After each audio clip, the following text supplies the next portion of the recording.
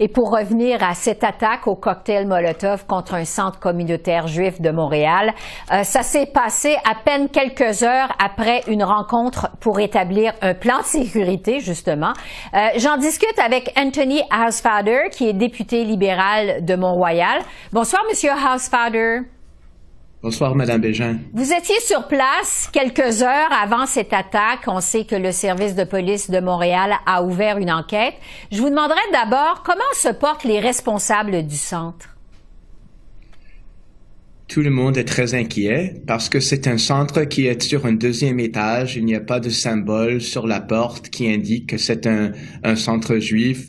Mais on a mis sur le média social les photos et on a dit que c'était leur édifice dont ils ont peur parce que vraiment ça c'est le seul escalier pour entrer au lieu. Et c'est-à-dire que vous pourriez pas échapper s'il y a un feu qui s'éclate là-bas. Et en bas, c'est un magasin de peinture. Donc, si vous avez un feu, ça va augmenter très, très vite. Et il n'y a pas de manière d'échappe. Donc, il y avait une 70aine de personnes qui étaient là, incluant moi-même et Rachel Ben-Dayan.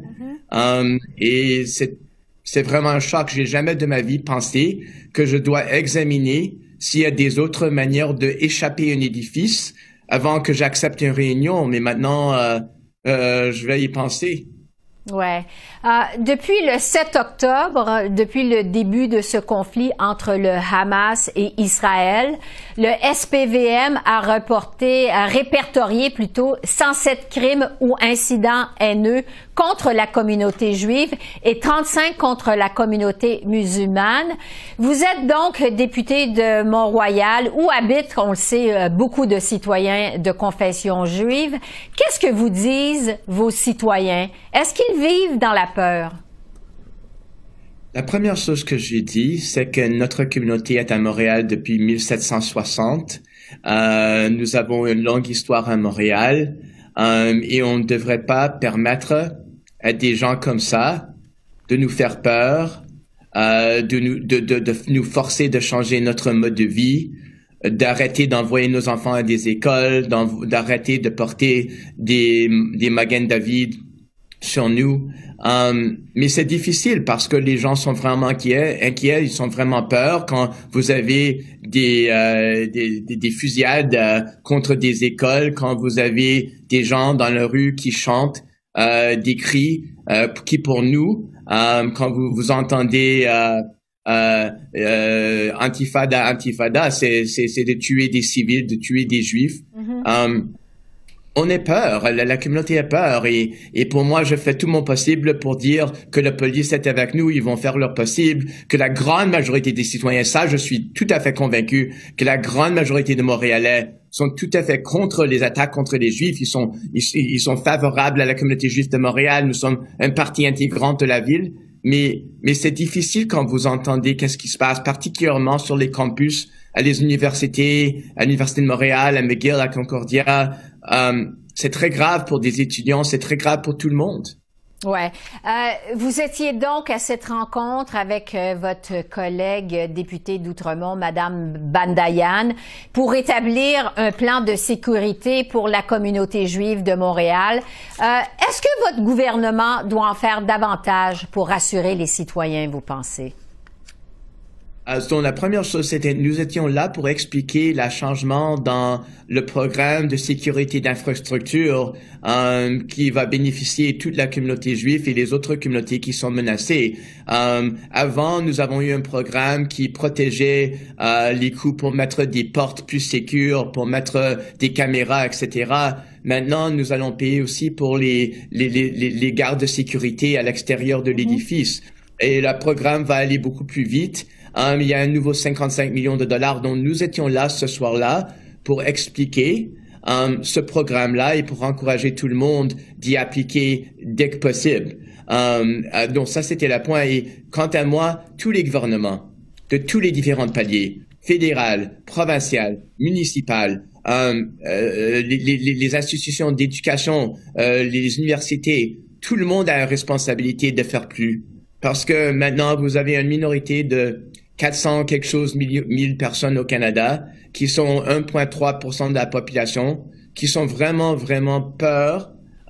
Et c'est un antisémitisme qui a éclaté dans tout le monde après que la guerre que Hamas a déclenchée contre Israël.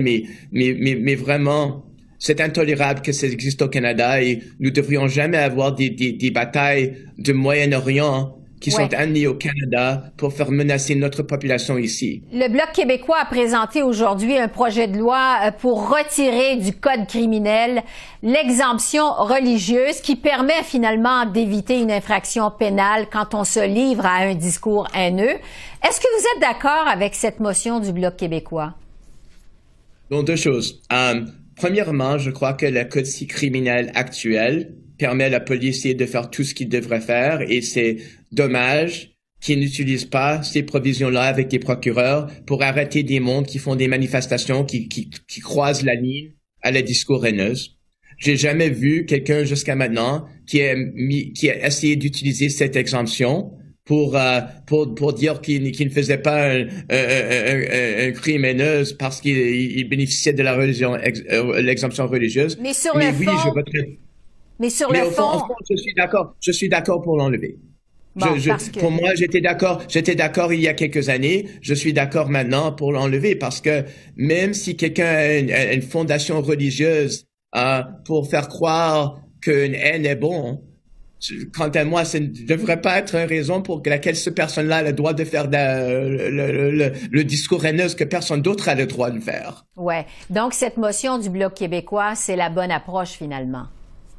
Mais quant à moi, c'est pas utilisé, ça va pas faire une différence parce qu'il n'y a pas des gens qui l'utilisent pour dire qu'ils sont exempts de la loi, mais je suis pour l'enlever. Nous avons eu un débat il y a quelques années à la comité de justice quand j'étais parti, je fais partie maintenant encore, et j'étais pour l'enlever à ce temps-là aussi. En terminant, on le sait, vous êtes un ardent partisan du droit d'Israël de se défendre depuis l'attaque du 7 octobre dernier. Il y a dans votre caucus, les libéraux, des défenseurs des Palestiniens. Est-ce que ces tensions sont encore vives au sein des troupes libérales? Je crois que je dirais la même chose, Madame Bégin, que je dirais sur l'autre point. Le fait que nous avons des profondes différences sur qu'est-ce qui arrive dans le Moyen-Orient devrait pas changer nos relations ici au Canada. Je m'entends bien avec mes collègues, je vais continuer de m'entendre bien avec mes collègues. Nous sommes des politiciens, nous avons le droit de ne pas être d'accord. Et moi, j'étais toujours quelqu'un qui disait que les députés sont plus qu'un parti politique. Les députés ont une obligation et un droit de franc-parler et d'amener leur point de vue. Donc ça, je ne crois pas à créer une division personnelle, mais c'est sûr que nous avons une division sur le politique. Et ça, c'est normal dans un parti politique qui représente tous les Canadiens et Canadiennes. Anthony Housefather, député de Mont-Royal. Merci beaucoup. Merci. Toujours un plaisir, Madame Bégin. Bonne journée. Merci, à la prochaine. Merci, au revoir.